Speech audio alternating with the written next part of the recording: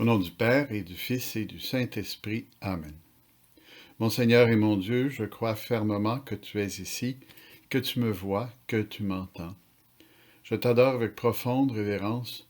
Je te demande pardon de mes péchés, la grâce de faire avec profit ce moment de prière. Ma Mère Immaculée, Saint Joseph, mon Père et Seigneur, mon ange gardien, intercédez pour moi. Vous avez sans doute remarqué le titre que je vous expliquerai un peu plus tard. Rentrons d'abord dans l'évangile de ce jour. En ce temps-là, après la traversée, abordant à Génézareth, Jésus et ses disciples accostèrent. Ils sortirent de la barque, et aussitôt les gens le reconnurent. « Seigneur, tu ne peux même pas mettre le pied sur terre que déjà les gens accourent à toi. » Et rappelons-nous que dans l'évangile de saint Marc, c'est toujours la surprise de Pierre qui nous est exprimée. Il était très passionné, notre Pierre. Et lorsqu'il raconte ses souvenirs des premiers temps, il est impressionné par le poids de Jésus devant les autres. Vrai homme, certes, mais surtout vrai Dieu. De sorte que tout le monde est comme attiré vers lui, comme par un aimant. Tu descends, Jésus, et soudainement, tu te trouves accosté, littéralement, par tous ces gens qui savent que tu peux faire quelque chose pour eux, qui savent que si on s'approche un peu de toi, nous pouvons avoir ta grâce. Ils sont la foi dans ta capacité. Peut-être pas toujours avec la meilleure foi du monde, mais avec une foi réelle, peut-être un grain de foi, un grain de sénévé, de foi, comme disait Jésus, qui peut quand même déraciner les montagnes. Jésus, donc, tu te trouves là, et soudainement, tu es comme livré à une foule qui sent le besoin de s'approcher de toi. Et non pas juste pour les guérisons, tu es aussi un personnage extraordinaire. Il ne faut pas oublier que résonne encore dans les oreilles des gens, dans ce chapitre 6 de saint Marc, la résurrection d'une petite fille, la tempête apaisée, la sagesse de tes discours, dont l'un sur la montagne, tes aventures avec les pharisiens et les scribes. Il ne faut pas oublier que tout ça, ça fait partie des connaissances populaires et tout le monde se dit, mais qui donc est cet homme? S'il vient, je veux le voir. Et c'est sûr que de bouche à oreille, ça se transmet rapidement et les gens savent que Jésus est parti d'un point du lac pour arriver à un autre, à Génézareth. Alors là, les gens disent, allons-y, ou les gens sont là dans l'expectative qu'ils pourraient se diriger là, et les heureux chanceux sont là les premiers et peuvent s'approcher de lui, lui parler, lui demander des faveurs, lui demander des guérisons. Seigneur, tu es disponible, tu es très content de te donner à nous, et tu ne calcules pas le temps que tes démarches prennent. On pourrait dire que si on te payait à l'heure, tu serais millionnaire, ou à l'acte, mais tu n'es pas venu pour ça, tu es venu pour sauver ce qui était perdu. Tu es présent parmi nous. Ici encore aujourd'hui, Seigneur, présent dans l'Eucharistie, présent dans la réconciliation pénitentielle, présent dans le baptême, qui sont, voilà, tous des grands miracles d'amour. Et nous aussi, nous voulons être dans l'admiration comme eux, nous voulons nous approcher de toi. Mais Seigneur, qu'est-ce que c'est que cette affaire? C'est extraordinaire. Tu viens nous libérer, tu viens nous donner la santé de l'âme et du corps, et même du corps à l'occasion aussi, encore aujourd'hui.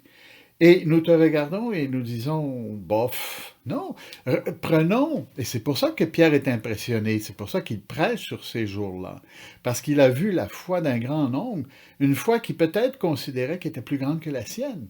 C'est facile de l'imaginer. Pierre était certainement un peu fanfaron, mais il voyait aussi que d'autres pouvaient faire mieux que lui. Et quand il voyait toutes ces âmes qui regardaient Jésus avec un regard d'amour, des attentes qu'on peut deviner par les questionnements qu'on lui fait, les touchés qu'on fait, ben on comprend que le Seigneur ne laisse pas les gens indifférents. Et encore aujourd'hui, le problème, c'est que les gens, des fois, avec leurs grosses lunettes modernes, ne voient pas Jésus. Ils oublient qui il est. Et c'est un peu triste, mais oui, c'est vrai, c'est le cas. Et donc aujourd'hui, mon frère, ma sœur, nous voulons nous aussi nous approcher du Seigneur et essayer de nous placer comme ces gens-là devant Jésus. Sa réputation le devance, on sait qu'il vient, on l'attend. Et ce qui est impressionnant, c'est que ce ne sont pas des vaines promesses. Jésus livre la marchandise. Les attentes sont comblées. On lui apporte les malades et partout, il les guérit. Il les guérit, c'est évident. Sinon, on ne parlerait pas du fait qu'il apporte les malades qui ne sont pas sans être guéris. On le cherche. Il montre sa miséricorde. Cet attroupement autour de Jésus me rappelle un peu cette admiration que les gens ont pour le Seigneur, me rappelle une personne que j'ai rencontrée, un jeune à un moment donné, qui me parlait d'un de ses professeurs. Et je lui dis, est-ce que tu l'aimes? On le connaissait tous les deux. Il me dit, oh oui, lui, il est Goat, un personnage qui parlait aussi bien l'anglais que le français. La meilleure façon de l'exprimer, c'était Goat, G-O-A-T. Je dis, Goat, une chèvre? Non, non, non, monsieur l'abbé, non. Goat, greatest of all times, le meilleur de tous les temps. Ce garçon-là, lorsqu'il parlait il utilisait ce terme-là, c'était le meilleur de tous les temps, c'est-à-dire un personnage extraordinaire. Bon, Jésus, il y a seulement à toi qu'on peut dire que tu es Goat, greatest of all time. Il y a seulement toi. Et c'est vraiment vrai, parce que c'est toi qui es le Sauveur. C'est toi qui donnes la vie éternelle. Greatest of all time, le plus grand de tous les temps, le meilleur au monde. Hein? Jésus, tu es celui qui va pouvoir apporter des solutions à nos problèmes. C'est la raison pour laquelle nous aussi, nous voulons nous attrouper autour de toi. Non pas comme des gens qui ne savent pas à qui ils ont affaire ou qui viennent voir un personnage étrange. Hein? On dit au Québec une bébête rare. Une bébête, c'est un moustique ou un truc comme ça, une bébête rare. Hein? Non, on ne veut pas voir quelqu'un qui est étrange, quelqu'un qui a quelque chose de particulier, mais pour savoir, c'est beaucoup plus que ça. C'est pas du commérage, c'est pas de la curiosité. C'est parce que tu es Goat, hein? Le greatest of all time, celui qui est le plus grand de tous les temps. Les gens le cherchaient, voulaient le toucher pour être guéris. Bon, maintenant, notre approche avec Jésus. Est-ce que c'est une approche anecdotique? On lit l'Évangile, on dit, ah oui, les malades s'approchaient de lui. Ouais, c'est super. Hein? Vraiment super. Il était vraiment spécial. Puis on tourne la page, on dit, ah, il n'y a plus personne comme ça. C'est faux. Jésus est toujours là. Hein? Ou bien est-ce que j'ai la conviction que le Seigneur, lorsque je le regarde, me regarde aussi? Et ça se fait dans la prière. Il y avait Curé d'Ars qui avait rencontré un de ses paroissiens. C'est une histoire qui est archi connue, et je la répète, et qu'il voyait un paysan qui avait passé une bonne partie de la journée dans l'église. C'est la version que j'ai, peut-être pas tout à fait exacte, mais enfin, vous m'en voudrez pas trop. Hein. Et le curé d'Ars lui disait, qu'est-ce que tu fais? Et il disait, je le regarde et il me regarde. C'est très sage. Et c'est quelque chose à quoi nous devons nous habituer. Le regarder et le laisser nous regarder. Combien de fois fuyons-nous ses yeux parce que nous avons conscience d'avoir péché, de l'avoir offensé? On dit, ah ben Seigneur, tu ne peux pas me regarder, je suis pas beau. Hein? Au lieu de ça, de dire, Seigneur, guéris-moi. La même chose, on pourrait s'approcher du sacrement de la pénitence, mais on ne le fait pas parce qu'on est là, on est sale, on est laid. On dit, qu'est-ce qu'ils vont penser? Ou Seigneur, qu'est-ce que tu vas penser de moi? Ben vas-y, puis sois guéri. Dès que tu pourras, mon frère, ma soeur, présente-toi au prêtre.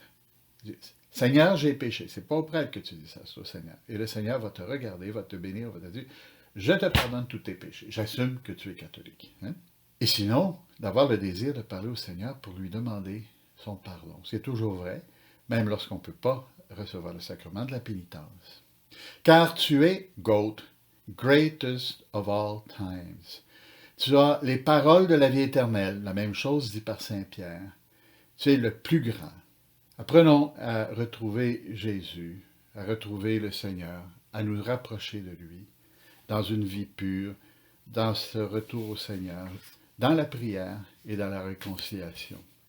Demandons à Marie, qui, elle, n'a jamais abandonné Jésus, et qui a toujours été près de lui en admiration, demandons-lui de voir ce qu'il y a de plus grand dans le monde. Hein?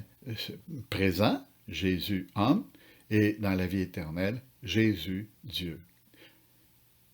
Je te remercie, mon Dieu, des bonnes résolutions, des actes d'amour, des inspirations que tu m'as communiquées dans cette méditation. Je te demande de m'aider à les mettre en pratique. Ma Mère Immaculée, Saint Joseph, mon Père et Seigneur, mon ange gardien, intercédez pour moi.